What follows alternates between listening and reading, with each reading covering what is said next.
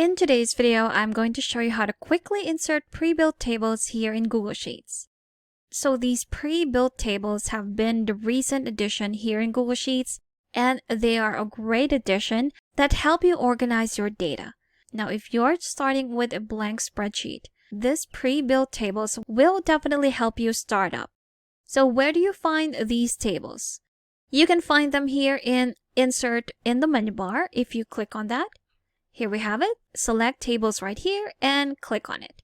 Well, usually when you start up a new spreadsheet, you'll be able to see this right away. This is one of the main things that you would see right away, and it will be located on the right area.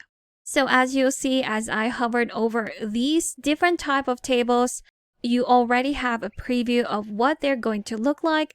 And depending on what you need, they definitely have something that you might want to use. So we have the features one, so we have different type of tables. We have the featured ones, which is a blank one, event tasks, project tasks, content tracker, product prioritization, and recruitment applications. Now, depending on what you want to use, let's say we want to insert this event task table right here, you can simply click on the insert on the right side. If I click on it, there it is. It's already part of my spreadsheet. Let's add another sheet right here and add another type of table.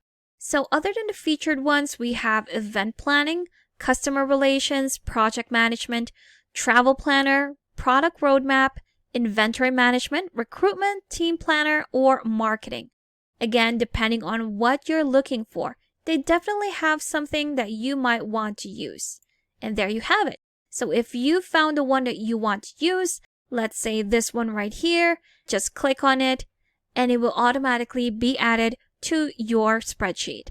Now, what's great about these tables right here is that you have these placeholders that will definitely guide you what to put in each of your columns. And there you have it. That's how you can quickly insert your pre-built tables here in Google Sheets.